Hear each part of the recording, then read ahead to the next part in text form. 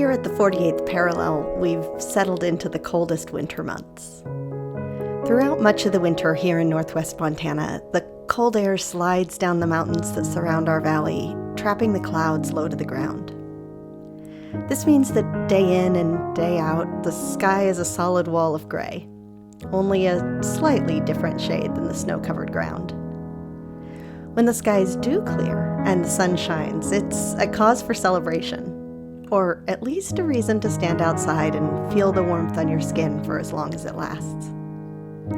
But the winters here are long, and we can't spend all our time inside, waiting for the sunshine.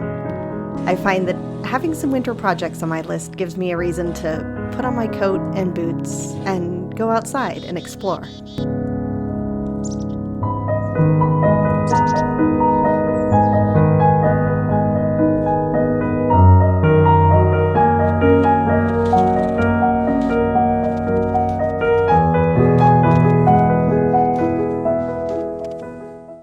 I just finished recording the final episode of the latest season of the Earth Keepers podcast, and it was time to dismantle the crystal grid I created to support that work.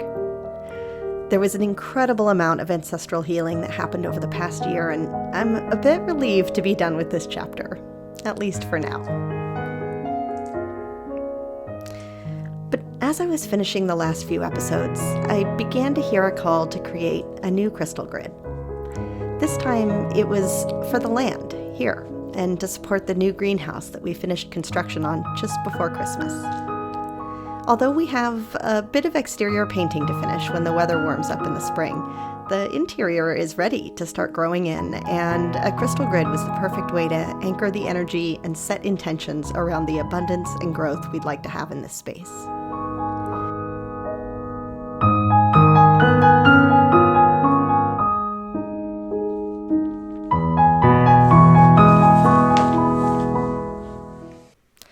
I took some time to tune into the energies and spirits of the land, asking about the details of this grid, and was given some guidance.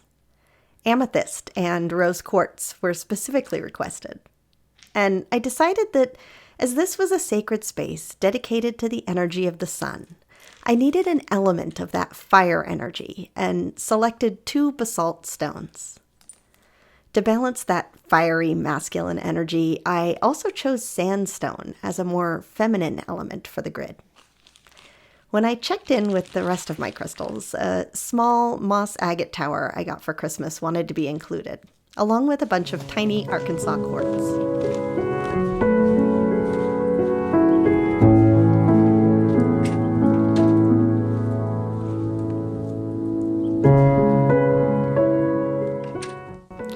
I started by dowsing to see where the energy grids and water lines were naturally occurring around the structure. We made these divining rods years ago out of an old coat hanger and some plastic straws, but they work with the energetic fields as well as with your own intention. You just have to ask them to show you whatever it is you're specifically looking for. In this case, the energy and the water lines were going in multiple directions all over the backyard, and my pendulum showed minimal energy flow inside the greenhouse.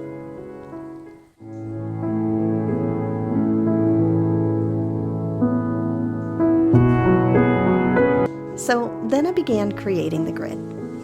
I started by finding the center of the greenhouse and placing the tower.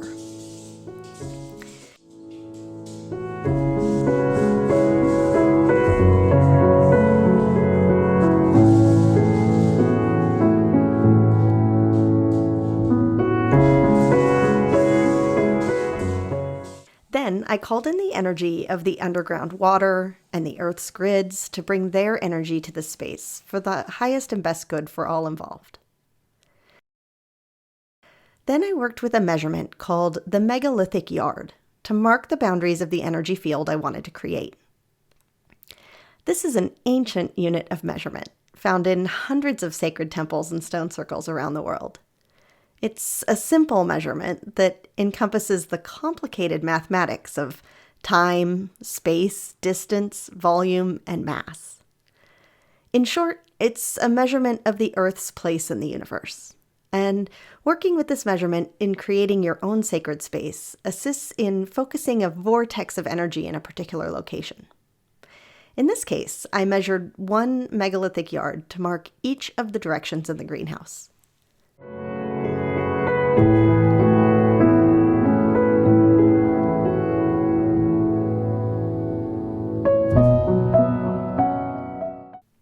And then I expanded that measurement to 3 megalithic yards, so it would cover the entire building.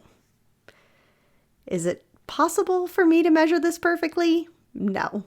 But our intention is a very powerful force. I just asked the crystals and the energies of the earth to assist me in locating each stone in the place that it belonged. Then I anchored the corners of the building with amethyst.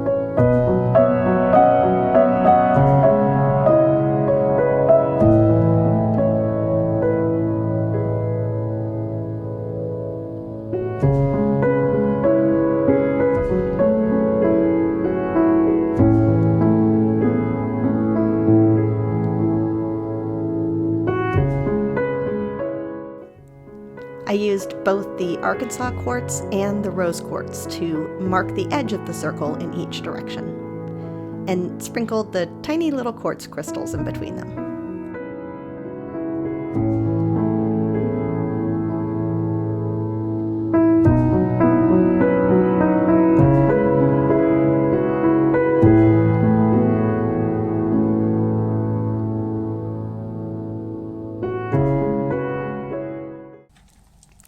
Once these physical elements were in place, I took some time to connect with all of the energies I'd invoked.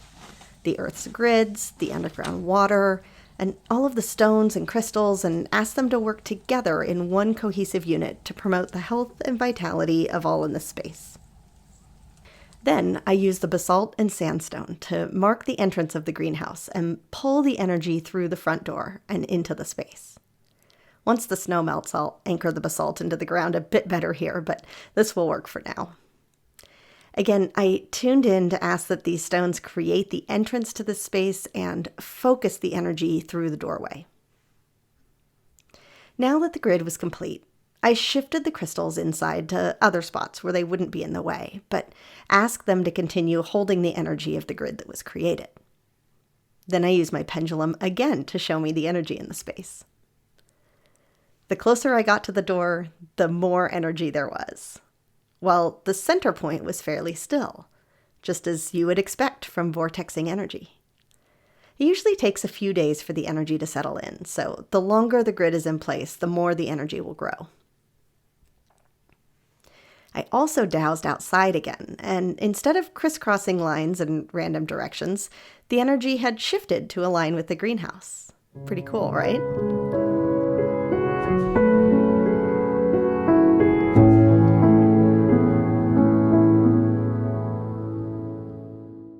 I can't wait to start my garden seeds in here this year and see how the energies here support them. Setting up an intentional space like this is such an easy way to work with the spirits of the land, the energies of the earth, and crystalline consciousness to create sacred space wherever you'd like.